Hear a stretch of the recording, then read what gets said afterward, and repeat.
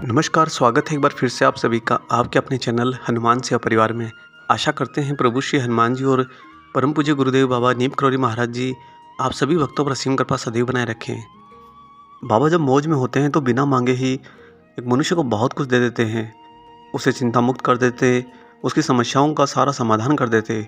कहा जाता है कि जैसा मनुष्य भाव पावे वैसे ही महाराज जी को ध्यावे। जैसा आपके अंतरात्मा का आचरण होगा, भाव होगा, स्वभाव होगा, वैसे ही रूप में महाराज जी की कृपा आप पर होती रहेगी, प्रत्यक्ष या अप्रत्यक्ष रूप में। बाबा महाराज कभी किसी परिस्थिति, किसी कारण को जिम्मेदार नहीं ठहराते जिसके बदले में आप पर कृपा करें। महाराज जी बस इतना देखते हैं कि ये मनुष्य अपने जीवन के प्रति कितना ज़्यादा ईमानदार और उत्तरदायित्व है और साथ ही सच के साथ कितना अडिगता से खड़ा है। कई बार मांगने पर महाराज जी बहुत कुछ देते हैं और कई बार तो बिना मांगे ही उससे भी ज़्यादा देते हैं। जब आप पूर्ण निष्ठा से, पूर्ण संयम से और सच के साथ खड़े होकर ईश्वर का स्मरण रखते हैं तो महाराज जी स्वतः इस प्रकृति भाव में आपकी समस्या का समाधान करने के लिए जरूर प्रस्तुत होते हैं। अब महाराज जी बिन मांगे ही क्यों और कैसे एक मनुष्य को सब कुछ दे देते हैं। देखिए, जब एक पौधा उगता है तो पौधा कभी प्रकृति से ये नहीं मांगता कि मुझे इतना पानी दो, इतनी धूप दो, इतनी खाद दो। बस पौधा उग जाता है प्रकृति के भरोसे और उसका भरोसा इतना ज़्यादा अड़िग होता है कि वह अपने जन्म और अपनी मृत्यु को उस भरोसे के सामने भी बहुत छोटा कर लेता है। जब आप अपनी जन्म मृत्यु और जन्म मृत्यु के बीच के चक्र को अपने ईश्वर में उसी भरोसे को इससे भी ज़्यादा बड़ा कर लेते हैं तो स्वतः आपकी सहायता करना महाराज जी का स्वभाव आ जाता है। महाराज जी बिन मांगे ही आपको बहुत कुछ देते जाते हैं। अब आप में से कई भक्त समय समय पर इस तरह की शिकायत भी रखते हैं कि महाराज जी शायद मेरी नहीं सुन रहे या महाराज जी शायद मुझ पर ध्यान नहीं देते, बाकी सब पर ध्यान देते हैं। तो देखिए, भक्ति की जो सफलता होती है उस सफलता को प्राप्त करने के लिए जितने अंकों की आवश्यकता हो वो अंक आपके संयम की अंतिम सीमा ही तय करते हैं। अर्थात आपका संयम, आपका सब्र जितना प्रबल होगा, अपने भरोसे के साथ खड़ा होगा, उतना ही जल्दी, उतना ही ज़्यादा अंकों से आप अपने भक्ति की परीक्षा में उत्तीर्ण हो पाएंगे। और जब मनुष्य अपने भक्ति की परीक्षा में उत्तीर्ण हो जाता है तो स्वभाव के अंदर महाराज जी उसके लिए सब कुछ लुटा देते हैं। आज आपको एक ऐसी ही विशेष सच्ची घटना सुनाएंगे जहाँ पर आप इस बात को भली बात समझ सकेंगे कि महाराज जी किस तरह बिन मांगे ही एक भक्त को बहुत कुछ दे जाते हैं।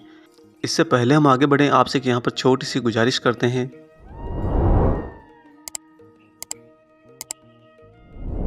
आइए अब ले चलते हैं आपको बिना देरी करे महाराज जी के इस बहुत ही अलौकिक प्रसंग पर। भारत के विभाजन से पूर्व से गंगाराम गुजराल दिल्ली में आकर बस गए। चांदनी चौक और करोल बाग में उनकी 2 दुकानें हैं। बहुत अच्छा कारोबार है, अच्छी संपत्ति के मालिक हैं। शायद भगवान का उन पर आशीर्वाद बना हुआ है। ऐसे में एक बार वह अपनी कार से अपने पुत्र और मोतीराम वैद्य जी के साथ में हल्द्वानी में अपने एक संबंधी मालिक राम के घर पर आए। मालिक राम, जो कि उनके संबंधी थे, उन्हें बाबा के दर्शन के लिए कैंची आश्रम भी लेकर गए। वह कैंची आश्रम के पास डाक बंगले में ठहरे और महाराज जी के दर्शन के लिए बाबा की कुटिया में चले गए। जब ये लोग बाबा जी के पास पहुंचे तो महाराज जी ने सीधा पहला प्रश्न किया कि अपनी कार में आया है, तो उन्होंने हामी भर दी। तब फिर बाबा ने कहा कि तेरी जायदाद का झगड़ा जहाँ के पास फंसा है ना, हम दिल्ली जाकर उससे इसके बारे में ज़रूर कहेंगे। गुजराल जी जब महाराज जी से ये सब बातें सुन रहे थे तो उन्हें बड़ा ही आश्चर्य हो रहा था। उन्हें उस आयाम के अंदर कुछ सूझ नहीं रहा था कि सामने बैठे बाबा न तो ये अपने मन में कोई ऐसा प्रश्न लेकर महाराज जी के पास आए हैं और ना ही इन्होंने ये बातें कभी महाराज जी से साझा करी हैं। फिर महाराज जी उनके आगे पीछे का लेखा जोखा पूरा देखकर एक एक बात उनसे बिल्कुल सटीक कह रहे हैं और साथ ही समाधान भी बता रहे हैं। बाबा के इस सारे त्रिकालदर्शी रवैये से गुजराल जी बुरी तरह से आश्चर्यचकित हो गए। उनकी दृष्टि तो सामने बैठे मानवीय शरीर को देख रही थी, परंतु अंतरात्मा अपने सामने अपने साक्षात प्रभु को देख रही थी। उस अनंत कर्ता धर्ता का साक्षात्कार कर रही थी। वास्तव में जो बाबा ने एक बात कही कि तुम्हारी जायदाद का झगड़ा झा के पास फंसा है, इसका कारण यह था कि श्री गुजराल की जायदाद के संबंध में दिल्ली के उपराज्यपाल के कुछ आदेश होने थे और अगर उपराज्यपाल के वो आदेश आ जाते तो इससे उनकी जायदाद छिन भिन हो जाती। इसे लेकर गुजराल जी बहुत चिंतित रहते थे, परंतु यहाँ तो बाबा जी बिना कुछ बताए ही उनकी चिंता से भली भांति अवगत थे। इसे देखकर वे बहुत प्रभावित हुए और महाराज जी जैसे साक्षात ईश्वर को अपने घर पर आने का न्योता देते हुए दिल्ली चलने की प्रार्थना करने लगे। जब बाबा जी ने उनके साथ दिल्ली जाने में कोई रुचि नहीं दिखाई और बाद में आने का वायदा किया तो गुजराल जी अपना दिल्ली का पता महाराज जी को नोट कराने के लिए आग्रह करने लगे, परंतु यहाँ भी महाराज जी ने कोई विचार नहीं दिखाया और उनके पता नोट किए जाने के आग्रह पर महाराज जी ने कोई सहमति नहीं दिखाई। इससे गुलजार जी के मन में संशय होने लगा, शंका होने लगी।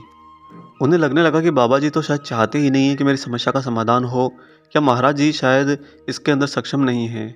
ऐसे नकारात्मक अनेकों विचारों ने गुजराल जी के अंतर्मन को बुरी तरह से जकड़ लिया। खैर, वे तो अपने संबंधी मालिक राम जी के साथ में महाराज जी के वहाँ से दर्शन करके वापस दिल्ली लौट आए। और ये बात आई गई हो गई। दोस्तों, इस घटना के कई महीनों बाद बाबा जी एक दिन अचानक से अकस्मात अपनी कार से गुजराल जी के निवास पर पहुंच गए। गुजराल जी को आश्चर्य मिश्रित हर्ष हुआ। एक तरफ तो उन्हें आश्चर्य था कि कई महीने हो गए महाराज जी से न कोई वार्तालाप, न कोई मिलाप, और खुशी इस बात की थी कि जो इच्छा वो महाराज जी से अपने घर चलने के लिए करते थे, आज बाबा महाराज जी स्वयं ही उनके घर पर सीधा दर्शन देने चले आए। बाबा ज्यों ही गुलजार जी के घर के बाहर पहुंचे, वहीं पर गुलजार जी ने महाराज जी के दर्शन कर लिए थे, अतः बाबा ने तुरंत उनसे जहाँ के पास चलने को कहा।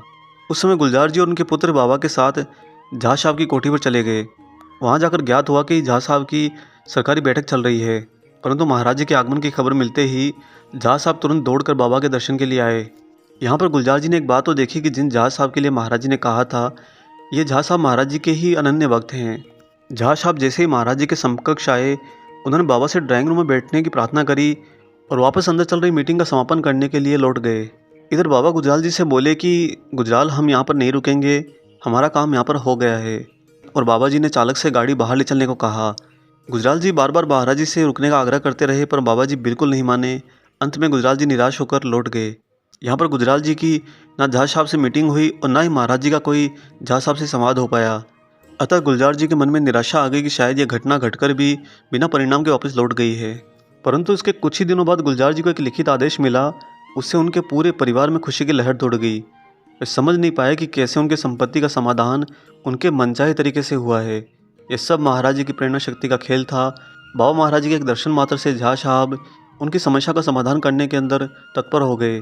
तब अनायास ही गुलजार साहब के मुख से निकला कि महाराज जी जब मौज में होते हैं तो बिन मांगे बहुत कुछ दे देते हैं। और यही महाराज जी ने गुलजार जी के साथ किया। उनको उनकी चिंताओं से मुक्त कर दिया और सारी उनकी समस्याओं का समाधान कर दिया। जब एक मनुष्य का भाव निश्चल हो, शुद्ध हो और साथ ही सत्य पर अडिगता हो, तो ईश्वर का कोई भी स्वरूप, कोई भी संत, कोई भी गुरु आपकी सहायता करने के लिए तत्पर हमेशा तैयार रहते हैं। इसके लिए वो इतना भी इंतज़ार नहीं करते कि आप कब उनके समकक्ष उनसे प्रार्थना करेंगे, उनसे मांगेंगे।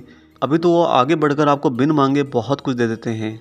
आशा करते हैं आज का यह अलौकिक प्रसंग आपको पसंद आया हो। वीडियो अगर अच्छा लगा है तो ज़्यादा से ज़्यादा इसे लाइक ज़रूर कर दीजिए, और अगर आपने चैनल अभी तक सब्सक्राइब नहीं किया है तो चैनल को सब्सक्राइब कर लीजिए, साथ ही बेल आइकन को ऑन कर लीजिए ताकि आने वाले सारे नए वीडियो आप तक सर्वप्रथम पहुंच सकें।